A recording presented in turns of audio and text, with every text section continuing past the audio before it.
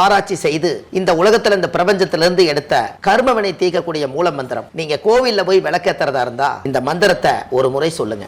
முற்பிறவியில செய்த பாவங்கள் எப்பிறவிக்கும் தொடராமல் இருக்க இப்பிறவியிலேயே என் தந்தை வழியில் வந்த கர்மாவனை, என் தாய் வழியில் வந்த கர்மாவனைகள், என் தாயுடைய கர்ப்பத்திலிருந்து நான் இந்த பூமிக்கு கொண்டு வந்த கர்மாவனைகளும் இன்றோடு நிவர்த்தியாகட்டுன்னு 5 தீபம் விளக்கேத்தி சாமிக்கு தேங்காய் வளம் பூ மாலை கல்கண்டு வாங்கி அர்ச்சனை பண்ணி உங்க ஜாதகத்தை கொண்டு போய் சாமி பாதத்துல வச்சு இன்னையோட எனக்கு எல்லாம் நல்லது நடக்கும்னு மனசார கும்பிட்டு வாங்க. உங்க வாழ்க்கையில அசுர வளர்ச்சிக்கு வந்து உங்க வாழ்க்கையில எல்லா கடமையும் முடிப்பீங்க. பாரம்பரிய திருவள்ளுவர் குல வம்சம் பிரசன்ன ஜோதிடர் சுபமாரிமுத்து திருப்பூர்லேருந்து இந்த பதிவு உங்களுக்காக. இந்த பரணி அப்படின்னாலே 3 எழுத்தான். பா ரா நீ இல்லைங்களா, பரணின்னு வருது. அந்த காலத்தில் நிறைய விஷயங்களை வந்து பரணி நட்சத்திரக்குள்ளே ஒழிச்சு வச்சுருக்காங்க. பரணி நட்சத்திரத்தில் யாராவது ஒருத்தர் பிறந்தாங்கன்னு பார்த்தீங்கன்னா அசுபதி நட்சத்திரத்துக்கு 2வது நட்சத்திரம் தான் பரணி. அப்போ 2வது நட்சத்திரத்தை வச்சுருக்காங்க. ஏன் அந்த காலத்தில் வச்சுக்கிறாங்கன்னா அசுவனி என்பது கேது, அதுக்கு அடுத்தது சுக்கிரன். இந்த சுக்கிரனை கரெக்டாக 2வது நட்சத்திரமாக வச்சுருக்காங்க. இந்த 2வது நட்சத்திரம் எப்போவுமே ஒருத்தருக்கு வந்து பணம் தரும் நட்சத்திரம்ங்க. யாருக்காக இருந்தாலும் 2வது நட்சத்திரம் வந்து பணம் தரும் நட்சத்திரம். இப்போ ஒருத்தருடைய நட்சத்திரத்துக்கு அடுத்த நட்சத்திரம் தான் பணம் தரும் நட்சத்திரங்கன்னு. அப்போது இந்த பரணி நட்சத்திரம் என்ன அப்படின்னு கேட்டிங்கன்னா, ஆதி காலத்தில் முன்னோர்கள் எப்படி இதை உருவாக்கியிருக்கிறாங்க அப்படின்னு கேட்டால், இந்த பரணி நட்சத்திரத்தில் யாராவது ஒருத்தர் பிறந்தால் சுக்கிரன் திசையில் தான் பிறப்பாங்க. பிறக்கும் போதே சுக்கிரன் திசைங்க. இவருடைய முக பாவனை எப்படி இருக்குன்னு கேட்டிங்கன்னா, சுக்கிரன் திசையில் பிறந்துக்கிறவங்க எப்பவுமே கொஞ்சம் அழகை விரும்புவாங்க. தன் அழகு என்றைக்கு குறையக்கூடாது. அதனால் இந்த அழகை ரசிக்கிறதும் அழகை விரும்புகிறதும் அவங்களுக்கு ரொம்ப பிடிக்கும். அப்போது இந்த பரணி நட்சத்திரத்தில் ஒருத்தர் பிறந்து சுக்கிரன் திசையில் பிறந்தாலே சுக்கிரன் என்பது இசை, நடனம், நாட்டியம், கலை, பரதம், சிற்றின்பம் எல்லாமே சுக்கிரன் தாங்க. இந்த உலகத்தில் இவ்வளவு பெரிய அழகு இந்த உலகத்துக்கு கிடைச்சது காரணமே சுக்கிரனுடைய தூண்டுதல் இல்லாமல் ஒருத்தருக்கு ஆணுக்கு பெண்ணுக்கு இவ்வளவு அழகு சாதனங்கள் வந்திருக்காது. அதுக்கு சுக்கிரன் தான் காரணமுங்க. என்ன அந்த காலத்திலேயே ஒரு நாட்டியம் பரதநாட்டியம் ஆடுவாங்க. ஒரு பரதநாட்டியத்துக்கு என்னென்னலாம் தேவை? வாத்தியம் தேவை, ஆறுமணியம் தேவை இல்லைங்களா, ஆறுமணியம் தேவை, வீணை தேவை, ஜிஞ்சா தேவை இல்லைங்களா. இப்படி எல்லா இசை கருவிகளையும் வச்சு ஒரு நாட்டியம் ஆடும்போது அந்த நாட்டிய மேடை வந்து சுக்கிரனாக மாறிடுமா. அப்போ சுக்கிரன் என்பது வசீகர பவர். எல்லோரும் பாருங்கள், பரணி நட்சத்திரத்தில் பிறந்துக்கிறவங்க தரணி ஆண்டாங்கன்னு அந்த காலத்தில் சொல்லுவாங்க. அது என்ன பரணி ப்ளஸ் தரணி அப்படியெல்லாம் இல்லை. தரணி ஆழ்வார் என்னென்னா, அந்த நட்சத்திரத்தில் பிறந்தவருக்கு ஒரு தனி சிறப்பு என்னென்னா, அவர்கிட்ட ஒரு வசீகர பார்வை இருக்குங்க. அவர்கிட்ட பார்வை ப்ளஸ் பவர். அவங்க பார்த்தாங்கன்னா அவங்களுடைய காந்த பார்வைன்னு சொல்லுவாங்க இல்லைங்களா, அந்த சக்தி வந்து அவங்க இழுக்கக்கூடிய பவர் வந்து அந்த 2வது நட்சத்திரம் என்பது 2ஆம் இடம் என்பது கண்ணு. இந்த சுக்கிரனுடைய வசீகரம் வந்து கருவெளியில் கொண்டுட்டு போய் கடவுள் வச்சிருப்பார். அதனால் இவங்க பார்த்தாலே ஒரு வசீகரமான முகமாக இருப்பாங்க. அவங்களுக்கு பல் வரிசையாக இருக்கும். என்னங்க, சுக்கிரனாலே சிரிப்பு, அதனால் அவங்களுக்கு பல் வரிசையாக இருக்கும். நீண்ட நெற்றி, புட்டு கண்ணம், அம்மன் மாதிரி புட்டு கண்ணம். ஏன்னா சுக்கிரன் என்பது முகம். எதுங்க, 2வது நட்சத்திரம் வந்து மேசம். மேசத்தில் வந்து 2வது நட்சத்திரம் வந்து முக அழகு. அப்போ இந்த சுக்கிரனுடைய முக அழகு வசீகரம் எல்லாமே இவங்ககிட்ட அதிகமாக இருக்கும். ஒரு 10 வயசு 15 வயசுக்கு அப்புறம் மெச்சூரிட்டி ஆகும்போது தன்னை அழகுபடுத்தி அவங்க பாதுகாப்பாக வச்சு இந்த உலகத்தில் நம்ம இவ்வளோ அழகாக பிறந்ததுக்கு கடவுளுக்கு நன்றி சொல்லிட்டு அந்த அழகு தான் அவங்களோட வாழ்க்கையில் கடைசி வரைக்கும் கூட இருக்குங்க. இது வந்து யாருன்னு கேட்டிங்கன்னா பரணி நட்சத்திரம். அவங்களுக்கு ரொம்ப இயற்கையாகவே ஆண்டவன் கொடுத்த அழகு. 2வது, அவங்க பிறக்கும் போதே சுக்கிரன் திசையில் பிறப்பாங்க. இந்த சுக்கிரன் திசையில் பிறந்தால், ஒரு பெண்ணாக பிறந்தால் மகாலட்சுமியே பிறக்குது இல்லைங்களா. வீட்டுக்கு ஒரு மகாலட்சுமி பிறந்து சுக்கிரன் திசையே நடந்தால் அந்த குடும்பத்தில் என்ன கஷ்டத்தில் அவங்க வாழ்ந்தாங்களோ இந்த சுக்கிரன் திசை பிறந்த உடனே இதை போய் சரி பண்ணி விட்டுருங்கன்னு சொல்கிறோம். அப்பா கடனாளியாக இருப்பார், அம்மா வேதனைப்பட்டு கிடப்பாங்க, தொழில் நொழிஞ்சு கிடக்கும், தொழிலெல்லாம் நசிஞ்சு போய் என்ன பண்ணுறது ஏது பண்ணுறதுன்னு இப்படி ஒரு இருக்கும்போது அந்த சுக்கிரன் திசையில் இந்த குழந்தை பிறந்து 1 வருஷ காலம் எப்படியாவது இவங்களை வளர்த்தி வாழும் பண்ணிட்டாங்கன்னா இவங்க தலையெடுக்க ஏதோ ஒரு வழியில் அவருக்கு காசு பணம் பொருளாதாரம் எல்லாம் உருவாகி இந்த கடங்கச்சி எல்லாம் அடைச்சி இந்த குழந்தை வளர்த்துறதுக்கு உண்டான சக்தி அந்த குடும்பத்துக்கு வந்துடும். அதுக்கு தான் அந்த காலத்தில் முன்னோர்கள் அந்த பரணி நட்சத்திரம் தரணி ஆளுன்னு எதுக்கு சொன்னாங்கன்னா, அந்த குழந்தை பிறந்து ஊரே வந்து பாராட்டுற அளவுக்கு படிப்பு, கல்வி, அறிவு எல்லாம் இருந்து கடைசியில் உலக புகழ் பெற்றதுங்களா. பரணி நட்சத்திரம் வந்து உலக புகழ் பெற்றது.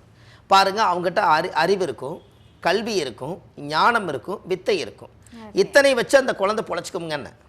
அதனால தான் பரணி தரணி ஆளுன்னு சொன்னாங்க. அவங்க என்றைக்குமே கூட்டு குடும்பத்தில் இருக்கிறத விட தனியாக வெளியில் வந்தால் அதோட தனித்திறமை அவங்களுக்கு நல்லாயிருக்கும். ஆமாங்க, தனித்திறமை அவங்களுக்கு ரொம்ப நல்லாயிருக்கு. அப்போ அதனால தான் பரணி தரணி ஆளுன்னா, இவர் போய் வெளியில் போய் ஒரு போர்லையும் கூட போய் ஜெயிச்சுட்டு வந்ததுனால தான் அந்த நாட்டவே அந்த காலத்தில் ராஜாவுக்கு எழுதி வச்சதுனால நாடே தரணி ஆண்டிருக்கிறார் இல்லைங்களா.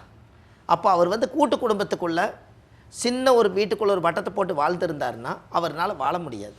அப்போ அவருக்குன்னு ஒரு சக்தி வெளியில் வந்ததுக்கப்புறம் தான் அவரை அடிக்க முடியும், போரில் போய் நம்ம ஜெயிக்க முடியும், ஒரு எதிரியை எதுக்க முடியும். இந்த சக்தியெல்லாம் வெளியிருந்து பார்த்துருக்காங்க. அதனால் வந்து பரணி நட்சத்திரத்தன்னைக்கு போர் தொடங்கியிருக்கிறாங்க.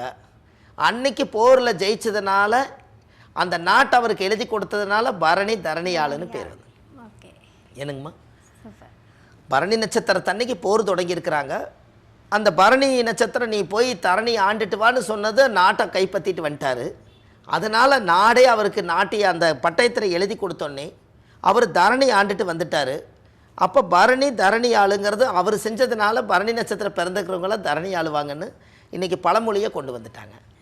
அப்போ சுக்கிரன் திசையில் தான் அவர் பிறப்பாங்க. ஆணாக இருந்தாலும் சரி, பெண்ணாக இருந்தாலும் சரி, சுக்கிரன் திசையில் பிறப்பாங்க. இந்த சுக்கிரன் திசையில் பிறந்த உடனே அவங்களுடைய வாழ்க்கை எப்படி இருக்குது அப்படின்னா, ஜாதகத்தில் பாருங்கள், முன்னோர்களுடைய ஆசீர்வாதத்தை சொல்கிறாங்க. பிறக்கும்போது சுக்கிரன் திசையில் பிறப்பாங்க. அப்போ குழந்தையாக இருப்பார் இல்லைங்களா. குழந்தையாக இருக்கும்போது சுக்கிரன் திசையில் பிறந்தா அவங்க வாழ்க்கையில் ஒரு 20 வருஷம் சுக்கிரன் திசைனா ஒரு பாதியாவது கர்ப்பத்தில் இருக்கும் இல்லைங்களா. தாயுடைய கர்ப்பத்துக்குள்ளே தொப்புள் கொடியை அறுக்கும்போது 10 வருஷம் சுக்கிரன் திசை இருந்தால் அப்போ அந்த குழந்தைக்கு 10 வயசு வரைக்கும் சுக்கிரன் திசை நடக்கும். அதுக்கு அடுத்தது சுக்கிரனுக்கு அடுத்து சூரியன் திசை ஒரு 6 வருஷம். 16 வயசுங்கும் போது இவர் படிக்கிற காலமாக இருக்குது.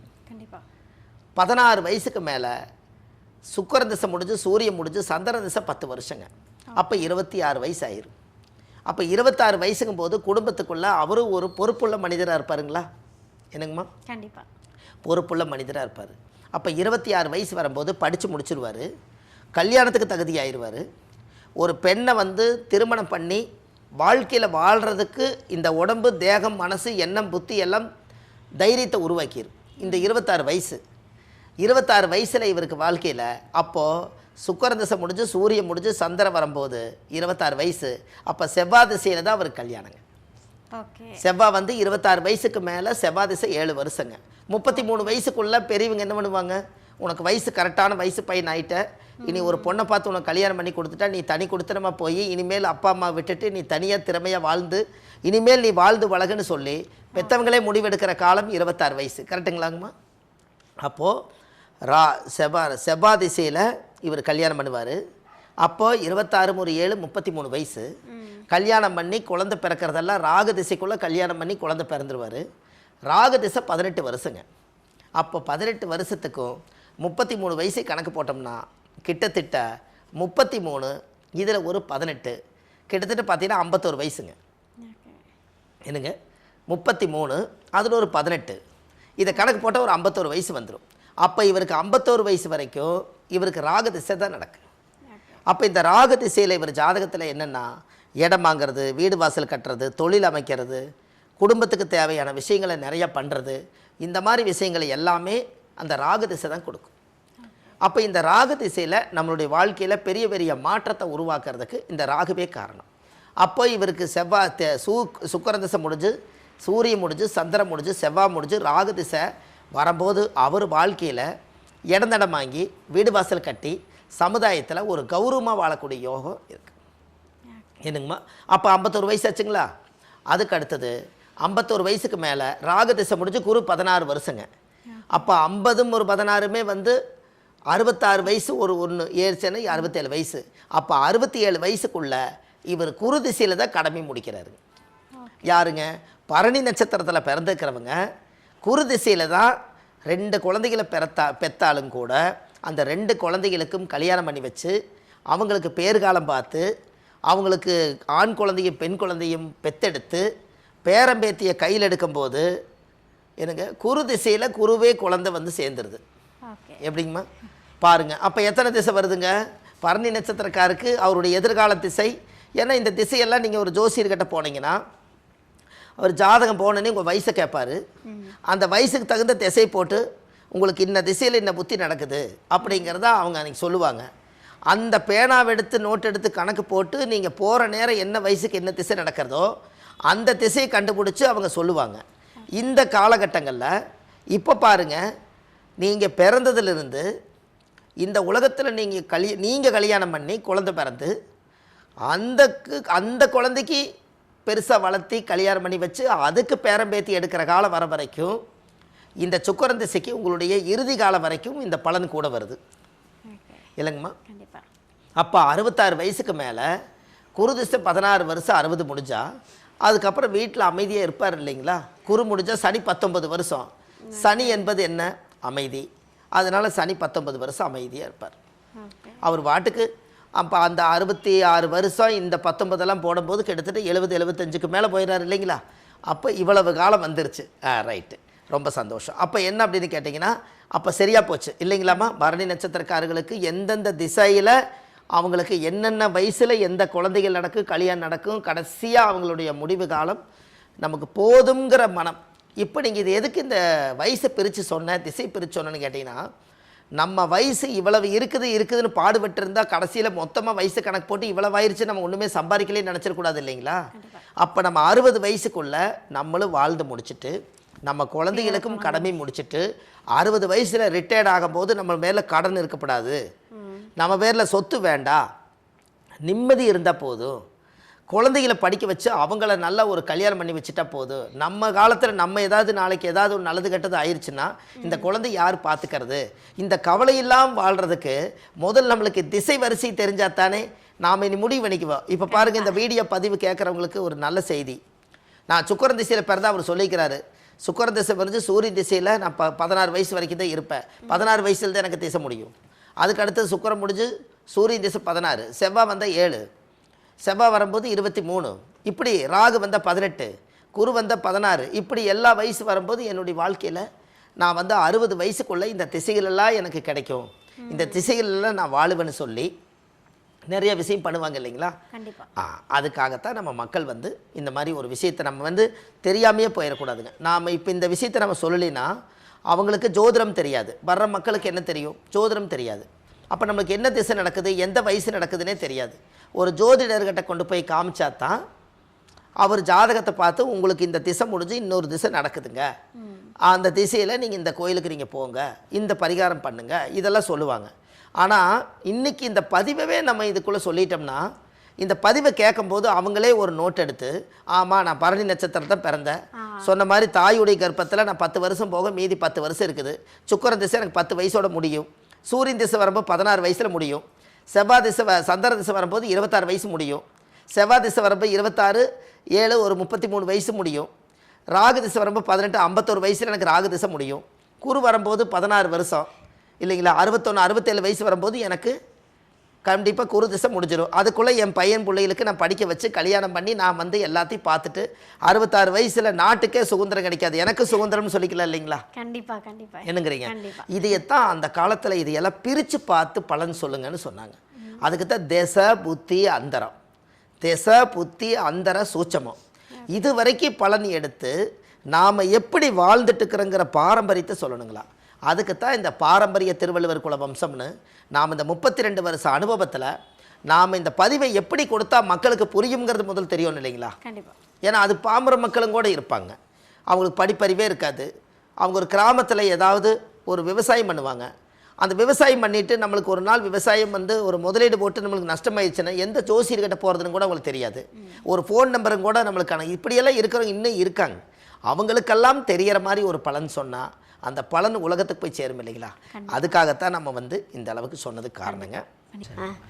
ஐயா இப்போ நீங்கள் பரணிக்கு வந்து ரொம்ப அழகான பலன்கள்லாம் கொடுத்துருக்கீங்க. பேசும்போதே சொல்லிட்டீங்க, என்ன பிரச்சனை வந்தாலும் சரி நீங்கள் இந்த கோவிலுக்கு மட்டும் போயிட்டு வாங்க, உங்கள் பிரச்சனை எல்லாம் வந்த வழியே போயிடும் அப்படின்னு சொல்லிட்டு கண்டிப்பாங்க. இப்போ எதிர்பார்த்துருப்பாங்க இல்லையா, அது என்ன கோவில்னு அதை சொல்லிடலாமா? பரணி நட்சத்திரத்துக்கு. ஆமாம் ஐயா. ரொம்ப சந்தோஷம். பரணி நட்சத்திரத்துக்கு வந்துங்கம்மா அக்னிபுரீஸ்வரர், அதாவது வந்து அக்னீஸ்வரர். இந்த அக்னீஸ்வரருங்கிறது காரைக்கால் வழியில் இருக்குதுங்க. இந்த கூகுளில் சர்ச் பண்ணாங்கன்னா இந்த காரைக்கால் அக்னீஸ்வரர்னா பரணி நட்சத்திரத்துக்குன்னே கோயில் இருக்குதுங்க. கூகுளில் சர்ச் பண்ண இந்த கோயில் கிடைக்கும். இந்த கோவிலில் போய் 5 விளக்கு தீபம், சுவாமிக்கு தேங்காய் பழம் பூ மாலை கல்கண்டு வாங்கி அர்ச்சனை பண்ணி அந்த கோவிலில் போய் சாமி கும்பிட்டு உங்கள் ஜாதகத்தை வச்சு பூஜை பண்ணிட்டு வந்தீங்கன்னா உங்கள் வாழ்க்கையில் அசுர வளர்ச்சிங்க. வாழ்வது ஒரு முறை, வாழ்த்தட்டும் தலைமுறை. அருமையா.